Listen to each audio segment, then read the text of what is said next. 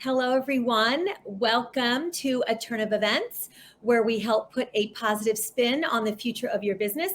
I'm Annette Naif, the CEO and Creative Director of Naif Productions. We are a strategic event production company based in New York City, but we do events all over the world. Corporate, social, nonprofit, weddings, you name it. We're doing live, virtual, hybrid. Some people are still doing virtual, but we're doing a lot of live, and we would love to talk to you if you need any help. If you want to take your live to a virtual, happy to do that. If you are an event or wedding planner and you are looking to start your own business, join us over at the Event Planner Society Facebook group. We've got over 2,000 people in that group, which is really great. Lots of great content going on there. I'm going to do a workshop soon on how to, get clients. How do you talk to the clients? How do you price? All that good stuff. So join us over at the Event Planner Society. And this week, I am super excited. This is one of my dearest friends, and we actually helped produce her daughter's wedding last year. So that was really, really fun. Ivy Slater. Ivy is a professionally certified business coach, speaker, internationally best-selling author, and podcast host. As CEO of Slater Success, Ivy works with private clients, hosts roundtables for business leaders, and offers corporate training on topics including communication, sales, and strategic planning, along with speaking nationwide on the topics of leadership, sustainable growth, and the value of relationships. Ivy, my dear friend, how are you? Hey, Annette, thank you for having me. It's so much fun to be here. I know. I'm so excited to have you because we're going to talk about business. And actually, the title of this is Be a Visionary Leader, 3 Secrets to Scaling Your Business in Record Time. And who doesn't want to do that, right? Exactly. All right. So tell me a little bit about your background. I know you started out as a dancer, which is really, really fun because I danced a lot back in the day. Anyone who knows me, I was big into the dancing world, cheerleading, dancing, of course I was. And that shaped your business journey. What was it like starting Slater Success after coming from a completely different world? And I know how that can be, and already having success there. So, I feel like my life is a continuous transition, Right. Right? And transition and transformation at the same time. So in my early years, I started as a dancer. I have a degree in dance. I have a degree in communication.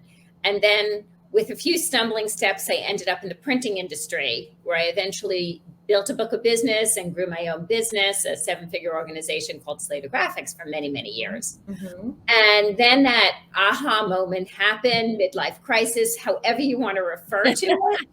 Yeah. And I said, there's more out there for me. What will that look like? Right. And that was the birth of Slater Success, and said, what if I take everything I've done and I've known for my last X amount of years, and I started helping others build businesses.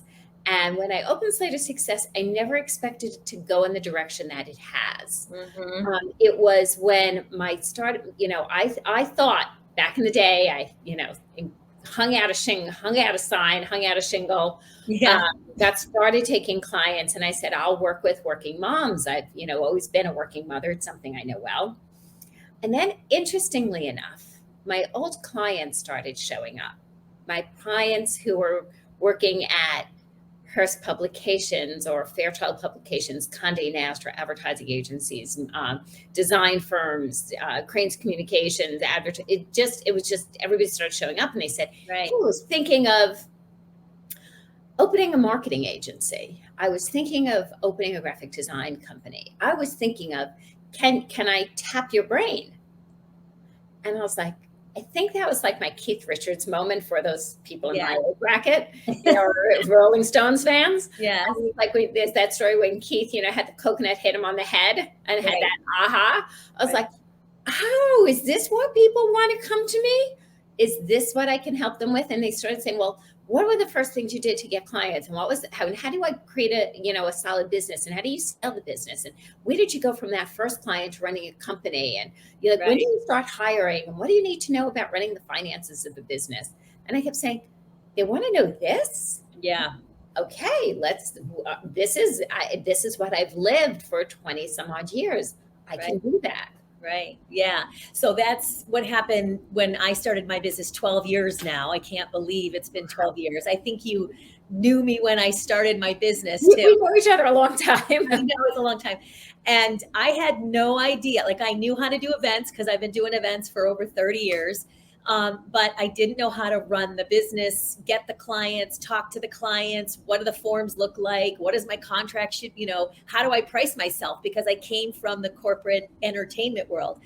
And so same thing happened to me was I had to go out and get a coach and figure out how to run the business and do what I needed to do. And it's always evolving. Like, I'm still learning how to run the business after all this time. So something always comes up like, oh, I didn't know that, or I didn't know, there's so many things, right? So I can't be an expert in everything. So you have to bring everybody in and get help, and don't be your own accountant or your own bookkeeper and all that. So when I decided, I knew when I started, it was really hard to find somebody who would coach me because they felt threatened, which is crazy because there's so much work out there for everybody. How could they possibly? 100%. There's a million people millions and millions of people wanting to do events, and not everybody can handle all of them. So I decided, like, when I was like, got the business going, I would eventually coach. And then someone reached out to me like 8 years ago and said, I need some help. Will you coach me? And so that's sort of put a program together, and now it's evolved into all kinds of different things. But yeah, and I mean, as you know, because you're a coach, it's the most important thing you can do. And I don't care who you are, you should always have a coach in your business as it evolves. I've had 4 or 5. So as things, Right. that person teaches me what I need, and then you go get something from somebody else who's an expert in a different area of what you're doing. I've had numerous coaches over the years, and as a coach, and what I do is very much coaching consulting. I know I would stay 100% focused on my clients and forget to actually pull myself back to create my own strategy, Right.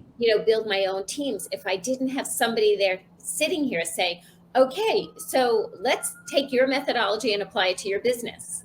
Yes. I was like, oh, we're supposed to do that too. And it's always having that, coach, my team members who call me out, all the time and say, this is what you tell your clients and you're not doing this. And hence we had a half-day team retreat. We do it a couple of times a year. And we did it this morning, and looking at, okay, what is the second half of this year looking at? What is early next year looking like? What, we're working on book number 3 right now. Like, what are we looking at the launch? Are we going to rebrand, other pieces with that? We had rebranded this. What are things looking like? Who are our next level clients? What's our relationship build and our connections going to be to get us there? What are we doing on our internal? We have to run our own businesses and apply our knowledge to our own business. I'm a little bad at that. You're making me think I should put a retreat together for my team. They're all over the country. So's mine.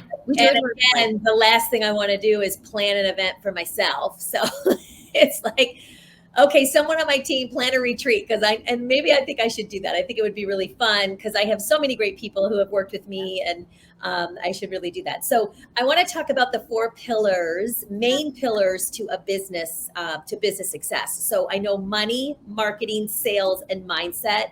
And mindset's like so key. I've talked about that a lot, and you really need to do it. So can you explain those?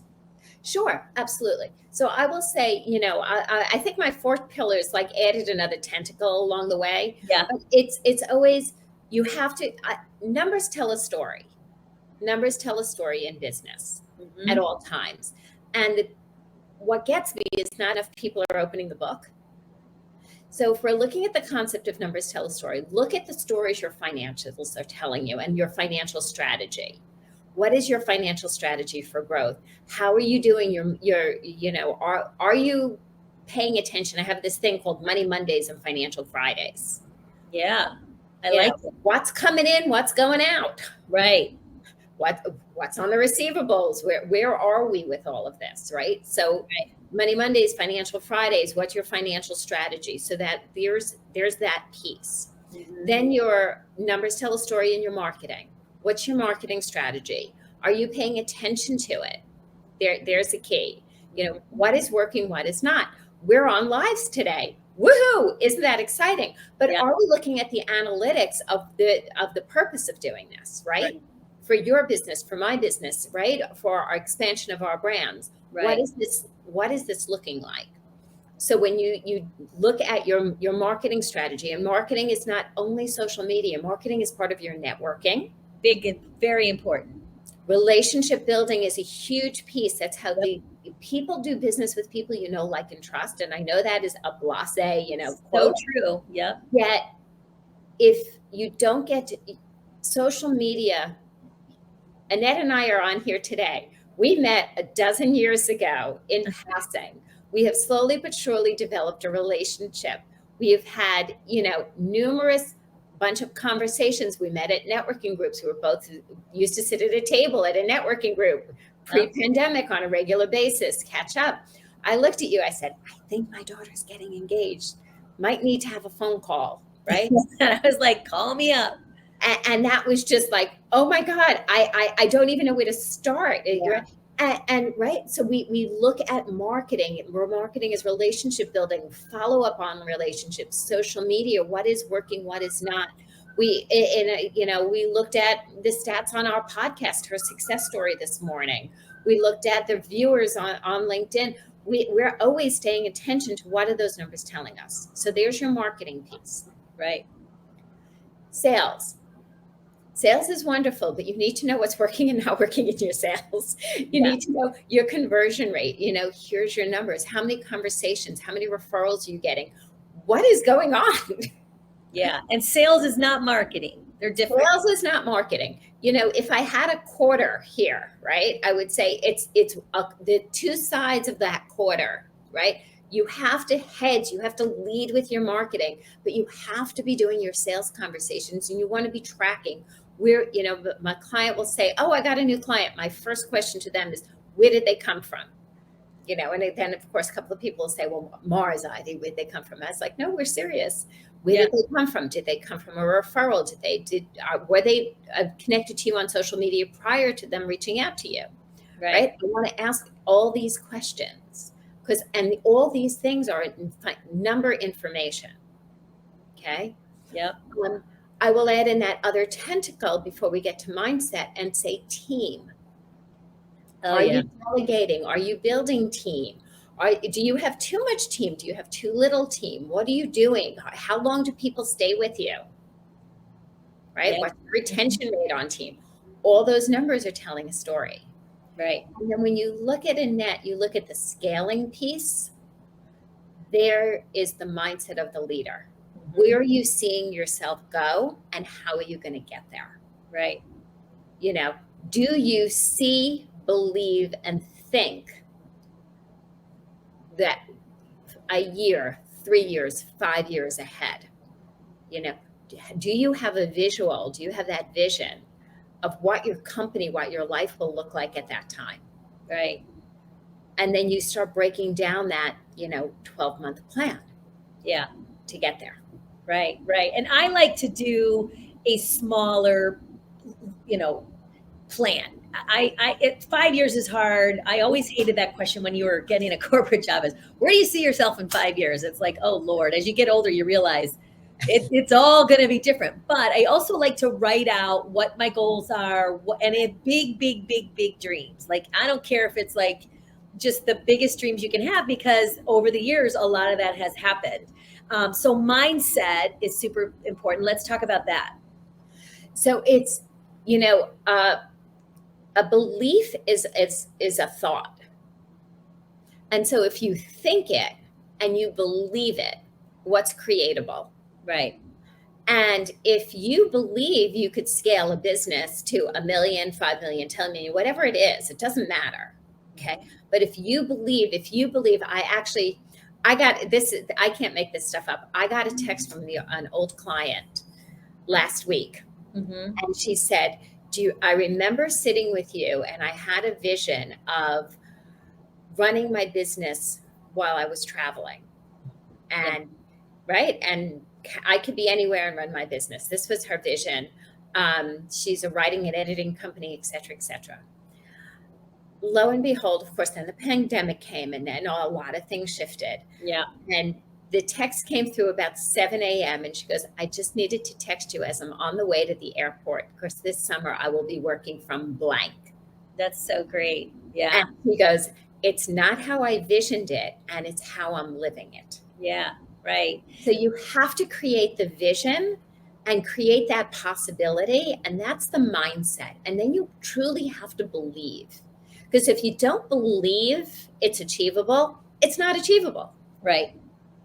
You know, if it's like, yeah, maybe kind of, sort of, I could never actually happen. But Right. yeah, sure, I'll create this as a vision.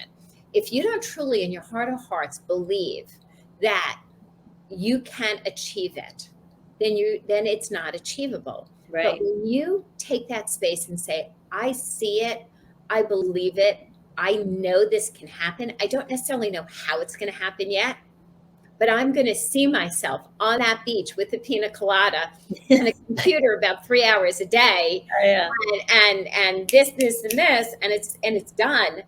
And I'm not quite sure how I'm going to get to that beach, but that's okay. I know I'm going to get there. Yeah. Yeah. And maybe that beach is in Fiji. Maybe it's in the Caribbean. Maybe it's the Maldives. Maybe it's the Jersey Shore. Who knows? Yeah. I'm kind of all over the place these days. I know, which is, it's great because I've been able to work all over. Ashley says, I dreamed of working with my babies at home, and she is. Ashley's actually one of my event managers. So, and, I've got pretty much a few people on my team, and she's fantastic. And she's in, I don't even remember now, Iowa, or where are you, Ashley? Tell me, I forget. This is the thing. We don't talk about where she's at because to me, she's in, she's with me all the time.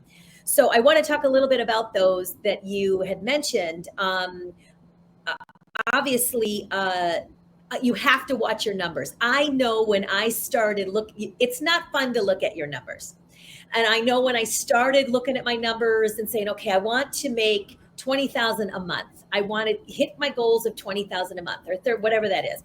And it's crazy, but when you start thinking it and putting it out in the universe, it does make a difference. It's that mindset thing. But watching your numbers, oh yeah, she's in Iowa. See, I was right.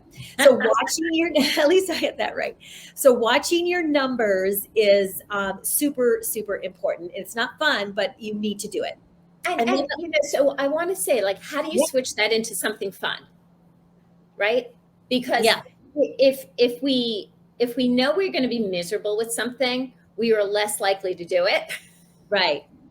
So how do we take something that we might not have enjoyed before and start tying it to something fun? So just a few friends of mine might enjoy nice shoes. Just a few people on videos right now, right? They might enjoy some nice shoes. And if we can look at, right? Okay, well, if I am reach $20,000 a month for 3 months straight, I could buy myself a pair of shoes. Right. That's fun. So that's fun. So now it's like, wait, I want to see where I am. I'm always leaning in. Yes. I'm leaning in because I'm excited about something. I tied it to something fun. Yes. Also too, so I did this, I started doing Profit First. Yeah. Get the book. It's fantastic. It's where you pay yourself first. Okay. So it can be a small percent. It can be $100. I don't care, but you put it into an account, you take a percentage. The book tells you how to do it. It's Profit First. Really great. And I started taking, a percentage I would pay my team first. Then I would pay my profit. I would make sure that I, paid all what I needed to do, but I would pay myself. And it was, at the beginning, I started out slow because it was scary, putting money into a different account. Before I knew it, I started having a nice chunk of money in an account. And it's such an easy thing to do. And it's a natural thing to do that. So that's a little tip there. And then marketing, anyone who knows me. Yeah. Did you want to say something else? Yeah. Go back to Mike's book on Profit First for a second. Yeah. So this is going back to my early days before he might have still been in college. But when I was running my printing company, I've always believed in 3 accounts. Yes. I've always believed in 3 accounts. And 10% of everything that comes in goes into a savings account. Right. Or I'll say a minimum of 3, depending upon the business structure and different things, there could be 3 to 5. Sure. Right. Okay. But let's just keep it simple and keep it with 3. 10% of everything that comes in, you get $100 in, $10 goes out. Yes. $1,000 comes in, $100 goes out. $10,000 comes in, $1,000 goes into your savings. Okay. Right. And Annette, you and I have been New Yorkers for a long time. Yes. We've lived with unexpected business interruptions. Exactly. Okay. That savings is really wonderful, wonderful piece to have when there are unexpected business interruption. It also gives you ability of growing a nest egg to invest and grow your business at all times. Right. Right. Which is the other great thing. Yes. And then your other account is you're working closely with your accountant and your bookkeeper, always saying, because as we're scaling, our numbers are going up, which means we're responsible for more taxes. Yes. There's nothing worse than getting to, oh my goodness, I've grown so much. Look, I've grown 50%, I've grown 100%, I've grown 20, whatever it is. And now the tax man wants a bigger piece. Too. Like all of a sudden, it's like, oh my God, where am I going to find this money? Yeah. So you want to be working closely with your professionals. And that's just simple. It's kind of like the 3-card Monty of growing a business, of have your three little cups.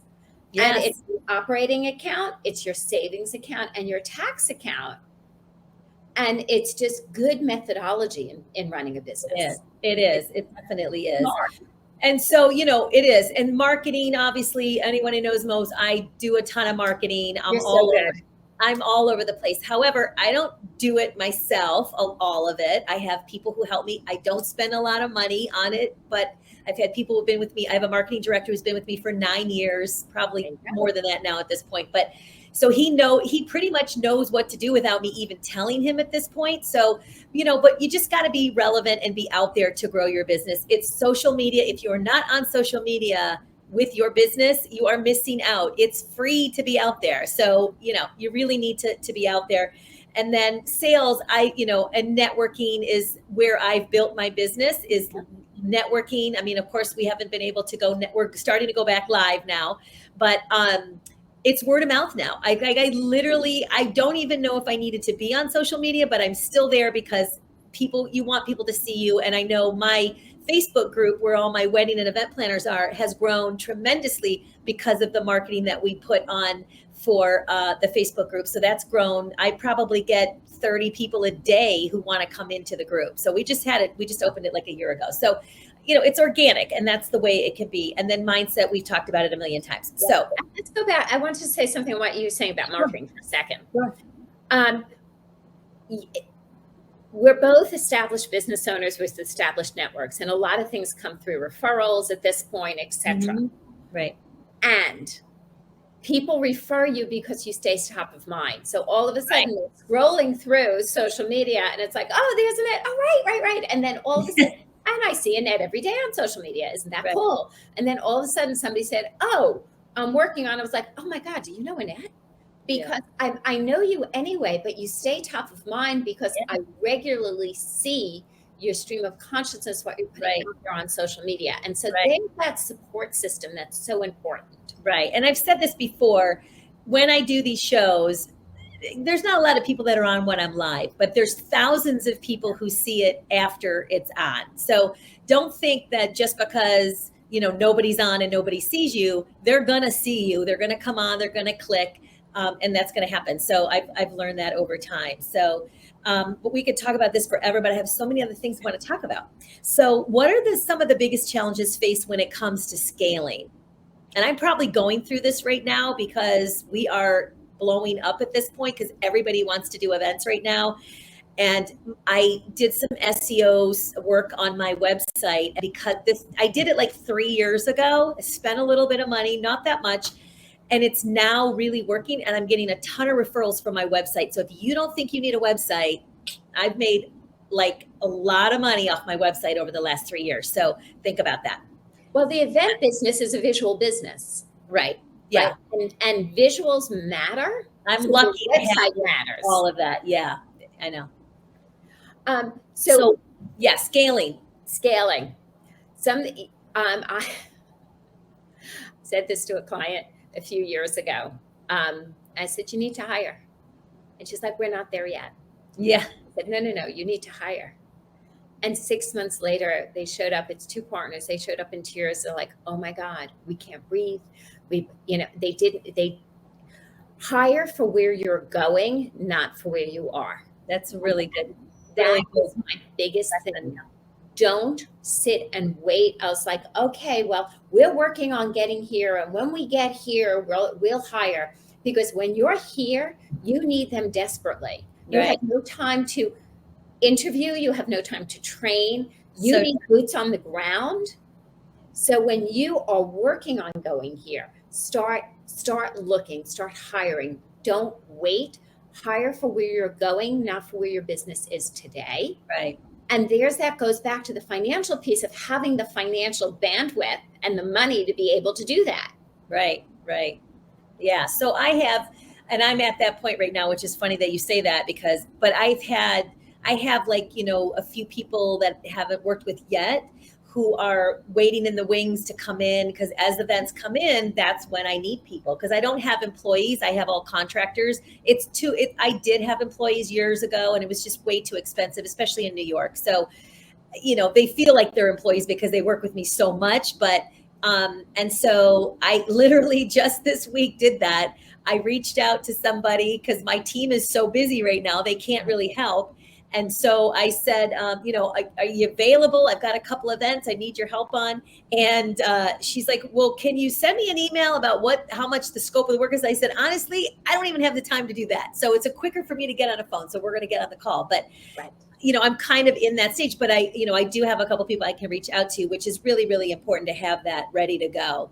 And I want to jump in on something you just said, which is so important and so brilliant. Jump on a phone. Yeah.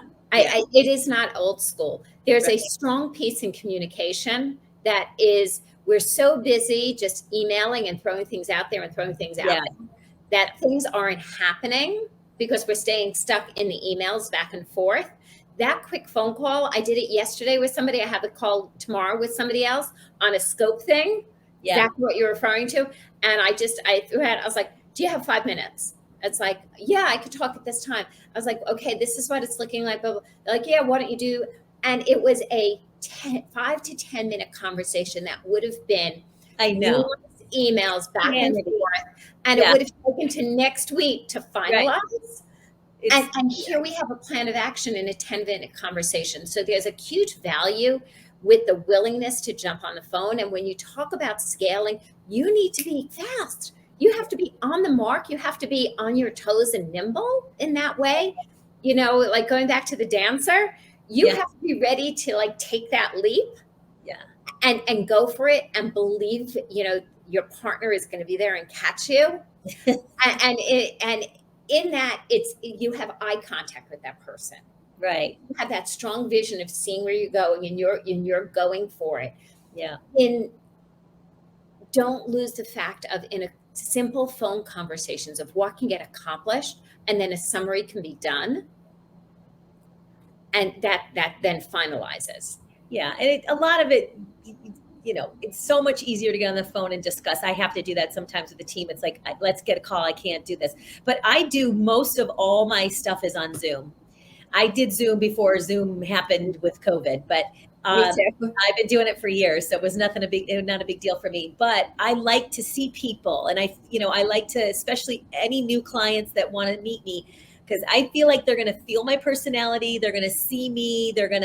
I just feel like it's much better. And honestly, I don't get all dialed up anymore these days. I used to just have to do the hair and the makeup. If I'm going out, I do, obviously, but I haven't done a live networking event yet in so long because I'm doing so many events. But I don't get dialed up anymore. Nobody cares. Everybody's like, just get the work done. It's not like that anymore. So I might throw lipstick on. Of course, I have to do that. But I'll have my hair tied up, my glasses on. I don't care. I'm just here to get the job done. So Zoom is really important, and just getting in there personal and jumping in quickly. So what are some secrets to scaling fast? Number one, I'm going to go back to the mindset piece. Okay. Mm-hmm. Great leadership is about taking action. And it's about sometimes taking actions that are not comfortable. Yeah. Okay. So it's saying yes. It's keeping your eyes open for opportunity, Yes. and being willing to say yes. It's seeing and being willing to play big. Yeah. Okay. If Are I you get willing to scared, see about like an event yeah. twice the size of any event you ever did? Okay. And say, it is here for me now and I'm ready to produce it. Right. Okay. And if you can't see that, because it goes back to the mindset, if you can't see it, it's not going to happen. So when Right. you want to scale rapidly, you want your visions aligned with that. And you have to be really clear. And we did this morning. We're really clear of what the next 3 clients coming into our company are going to look like. Mm-hmm. And they will show up. Yeah. And out of left yield in the last 60 days, one did. That's Right? great. Never saw it, right? If I could have seen it coming, right? But here we are. We're also in scaling quickly. We're committed and consistent in every action, right? Just like you said, Annette, we are consistent in our marketing. Yep. Right? We're consistent in our networking. We're consistent in our follow-up. We're consistent in our relationship builds, right? Yep. Consistent in our speaking engagements. Consistent in our asking for referrals. So we are staying consistent in our responsibility here. So you Yeah. can't go 100% woo. When you want to scale rapidly, you have to have a real vision of what those next clients are going to look like. Because if not, you're going to be so busy doing your day-to-day business that you're going to walk right by them. And Yeah. you'll miss the opportunity to connect with them. Exactly. And then you have to be consistent on your numbers, your marketing, and your sales between here and there. Yep. When I am really nervous about something that's like bigger than I've ever faced or any of that, Yeah. I know that it's going to be a good thing. So if I'm really scared about something that's going to come into my business that that maybe it's like, I can't think of something right now, but for example, I actually do have something. When someone asked me to speak on a panel, and I've told this story before, but they asked to speak, and this was years ago when I first wasn't speaking. I wasn't doing any of that yet. And it was a panel of my peers. So it was like people who had been in the industry a long time, and we were going to speak to students at a college or something. I can't remember, but and so I was nervous. Like I could speak in front of students forever, but it was my colleagues. And what if I didn't say something that was right, or what? Who knew? So I was really nervous about it. I thought about 37 ways not to go to this speaking engagement, but I didn't want to let the woman down who was at a PR company. And I followed her for a long time, and she did really well. And I thought, it's a good thing. And don't wreck this. Just go. It was a Sunday. Who did want to go? It was raining. I didn't want to do it. So I went. Of course, I had a ball. Of course, it was great. Nothing bad. It was really great. And the girl sitting next to me, who today is one of my dearest friends, she's big in the industry as well, and she's a colleague and whatever. She asked me if I wanted to teach a course at NYU. I would have never gotten that. And then I started teaching a course at NYU. For like 3 years, I did that. So I was like, holy cow, if I said no to that, it would have not taken me, I wouldn't have got into that. And that's just a great thing to have. I really enjoyed it. Some of those students till this day work with me on events and help me. Yeah. And, it was just so rewarding because I love to teach. But that's a perfect example of just say yes and you'll figure it out. If you don't know, say yes, you'll figure it out. I know if I have like that pit in my stomach is like sitting like kind of somewhere on the ground between my legs, Yeah. then it's a yes. Yeah, that's what I mean. Like something big and good is going to happen. Just go for it, I was recently asked to speak at a conference on women in e-discovery in San Diego. Yeah, I saw that. Right. And it got confirmed about a week, maybe less, before the event. Yeah. A lot of that's happening right now. And that is stuff. Right. It's all of a sudden, are we going live? Are we doing it right? What do the contracts actually say? And final decisions are being made. And they said, Ivy, can you be in San Diego by Tuesday morning? And I said, I just said yes. And I said, by the way, what do you want me to speak on? We're like, oh, we wrote this thing up for you. We thought you'd speak on it. And I read it. I said, may I tweak this, please? Yeah, exactly. And I shifted on speaking on women in negotiation. Oh, that's great. For their audience, because it was more Yeah. what they needed, right? After a couple, I said, can I ask you a few questions? And I got down to it, but it was that willingness to. Now, granted, I had come back from California a week, maybe less, maybe Tuesday, and I flew back out on Sunday because they asked me to, and I just said, yes. And you'll probably get clients from that if you haven't already. Just networking on opportunities, numerous. Yes. But it's about saying yes. And it's, being really clear of what you want, where you want to go. Yeah. So then all of a sudden when opportunities show up, you're not, sitting and saying, oh, well, let me get back to you. I have to check my schedule. I could have done a lot of things. Yeah. But I was so clear on the vision and I knew where we were going. So I just said yes. Okay, so why is being of service and being a resource to others so important in scaling and growth? Because we were talking about scaling and all of that. So why is, being a resource so important? Sometimes we so think forward going. Okay. And no criticism around that. Yeah. But we think about moving forward. When we think about, there's that expression of givers gain and BNI, and I'm not necessarily a BNIer. Yeah. Yet I truly believe the more you show up of service, of giving and helping others, the more, a little bit of universal law, what comes back to you, what you give comes back to you. We're not always in control of the timing of that. Yet I am going to say, I'm going to show up with the intention of the more I can give, the more I can share forward. Sometimes people will say, well, Ivy, how many people showed up on this or what happened here? I was like, I know it's going to come back as a success. It will be when it's ready. Right. And so we want to always be thinking of others, be connecting to others, be giving to others, thinking of how we can support and help others.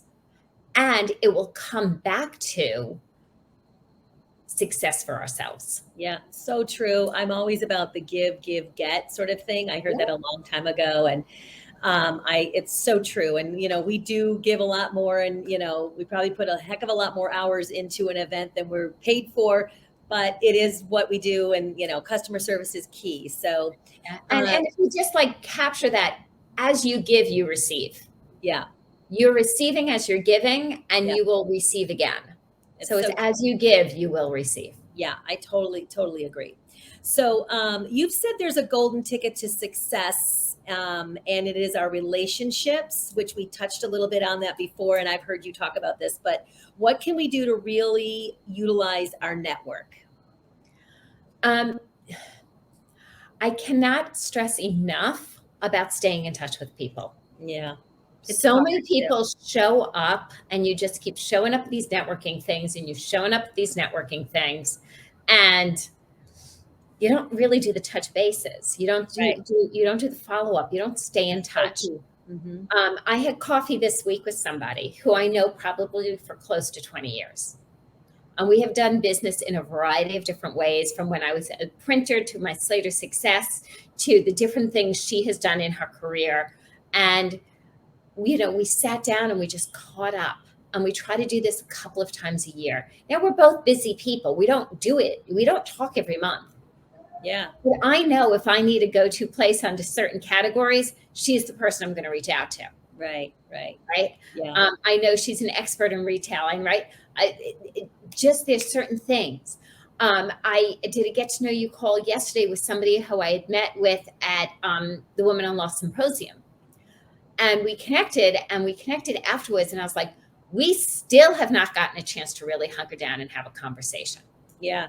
And we know mutual people and this, that, and the other thing. And we said, well, she was busy. I was busy. We grabbed 30 minutes yesterday mm-hmm. and said, okay, how are we going to make this work? I was like, well, let's cover this today, but let's set time on our calendar to do this again. Yeah. So my action always is, when I hang up, create an action from there. Is it the next phone call? If it's 90 days, we might adjust it. That's okay. Is it putting something on my calendar and say, hey, I know we like to see each other every 6 months. So in 5 months, I'm putting a note on that on, September 1st to reach out to you, or Right. October 1st, and we'll have coffee or something then, Right. in the next 30 days. Because Right. everybody's lives are busy. So it takes time to schedule. We don't have the reminders in place to keep us on our toes in our action, in our CRM systems, in our calendars, in something. Yeah. It piddles away. Yeah. And I know that, everyone's sick of Zoom.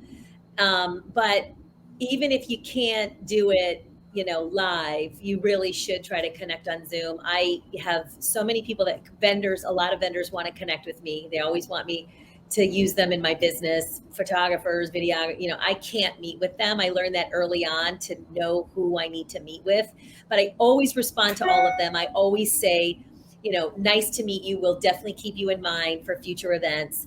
Always respond. I think it's really, really important. But, I built relationships over the years, and this, where it took years before anyone hired us, right? So I've built the relationship, and they kept saying, we're going to do an event. We're going to do an event. I'm like, let me know.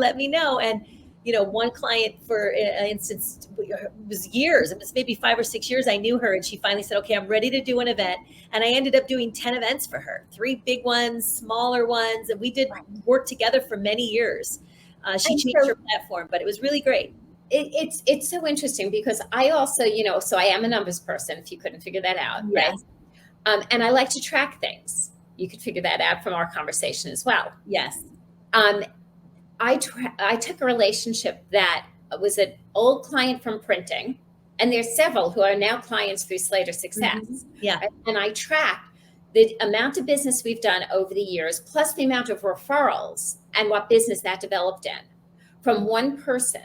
So if you could look at one person in your network and track 7+ figures of business over the years, and directly from one person, yeah, is your follow-up worth it?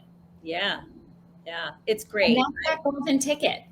Yeah. That's that golden ticket, right? So, we're getting here close to the end of the hour, and this is a really good one because I have a lot of wedding and event planners in my Facebook group who are just wanting to start their own business. Mhm. So what advice would you give someone just getting started on business, on building a business, versus someone who's been in a long time like you and I? Okay, if you're getting started, surround yourself with your professionals. And I'm really firm on this. And I won't take a client if they haven't gotten their professionals in order. So do you have an attorney, right? Are you an LLC? Are you incorporated? Like, are you a legal entity? Hello, people. Yeah. Do you have an accountant? Do you have a bookkeeper? Is there somebody who's giving you that other financial advice, that financial guidance that does not put you in a hole with the IRS in a blink of an eye? Because all of a sudden, oh, listen, we did everything that Ivy and Annette were talking about. Isn't that great? Wow, I'm making money. And then all of a sudden the IRS shows up and says, oh, yes, I'm going to take, and you have right? Surround yourself with the professionals. If you've not worked with some sort of coach, consultant, mentor, get in some kind of group, get somebody with you, have somebody who is several steps ahead of you in business so you can have something to model off of. There's so much we don't know. Oh, yeah. All of us. I mean, there's so much technology I don't know. There's so much technology that's advancing a mile a minute. Surround yourself with people who are a few steps ahead of you, and pull together a group. There's no judgment of how you do this. Just do it. Right. Have a professional network. Get involved in some organizations. Where are you building your professional organizations? Yes. Build your network of professionals, of advisors and guiders as step one. Because the less we trip over our feet and fall down, the more progress we can make. Now, of course, we're going to fall down some. We're always going to always. It happens. Always. Still, I've done it for 30 years, and I still, on occasion, like make a bad mistake, or not bad, but do something like, oh, I should have known that, like, But we're human. It happens, And with experience and with a good support team, we can course correct. Correct. Yes. Okay. So build that support team. Yeah. I know that when I opened Slater Success, somebody said, okay, you're going to hire a VA. And I said, hire a VA? I don't even know what one is. How do I work with somebody in Atlanta, Georgia? I'm in New York. I knew this is going back in probably to 20. Oh my God, it was way before 2010. I don't know. It was 09. And I was like, how does this happen? I had an office, I had people, I had staff, and I was willing to learn. Yeah. Yeah. And I think that's the other thing. Be open-minded and open-hearted. Right. And don't be afraid. Listen, I know when you're starting out, you're like, I don't want to spend, I don't have the money, or will I make the money in my business? And, it's always scary to invest in yourself, in your business. But every single time I have, it's always worked out. And it's the money that you will save in having someone to coach you and guide you. You could make very, very big mistakes if you don't have someone coaching you along the way. So that's helped me tremendously. And I've put several $1,000s out there for coaching, and then some. But it's been worth every single penny. And now I have relationships that, if I need a little bit of coaching right now, I'm stuck on something, or I need some, it can be lonely out here by ourselves, or if I just need some mindset work, or if I need support in something, or how do I handle this? I have lots of people in my industry who I'm friends with, that I can just reach out, and I'll pay them. Like I'll, $250 an hour, and here you go. It's worth every penny. I'm doing that right now with a girlfriend, about scaling my Facebook group and all of that piece of my business. So it's definitely, because she's in the business and she, knows all about that. So, but yeah, don't be afraid to spend the money, because it's going to be worth it.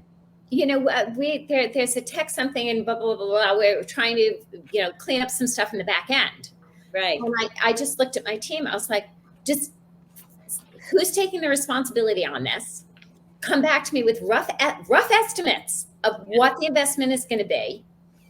And let's go, because it's smart for us. If we're going here, I'm not going to allow my technology to be here. I have to be moving forward. Right. And I have to be willing to invest. I agree with you, Annette.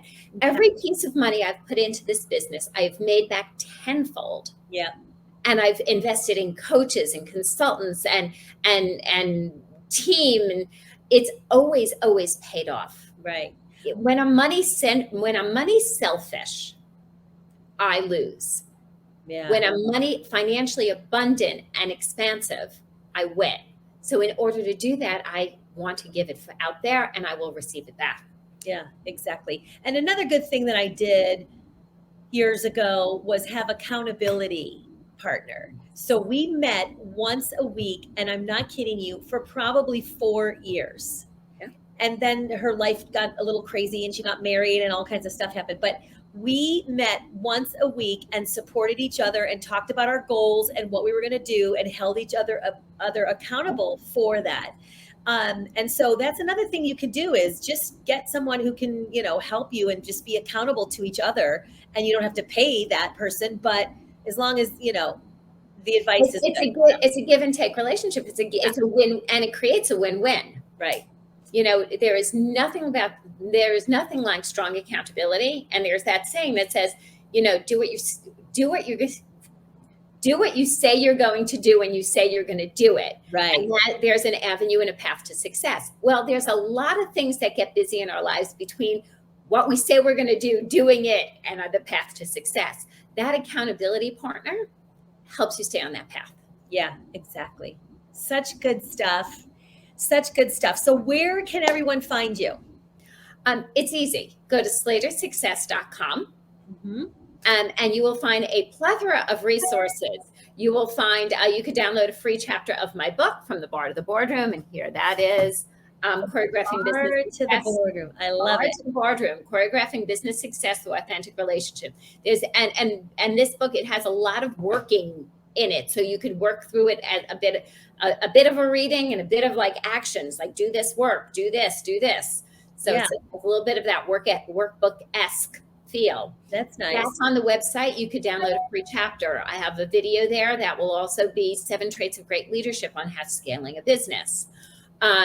You will find resources from our podcast, Her Success Story, to our LinkedIn live show, Her Slater Success Live. Yeah. Which I was on, by the way. Which you were, I was, thank you. Yeah, and it was fun. You were fabulous. It was fun, yeah. The key is to take the resources and decide what actions you're going to do with it. Yeah, so good. Thank you, my dear. Thank you so much. Thank you for having me. Fun. Always, you and I could talk forever, and we have to get together soon, obviously, with the boys. Coffee, cocktails. Big hugs to Michael. He's the best. She has the best husband ever. He's so fun. Love him to pieces.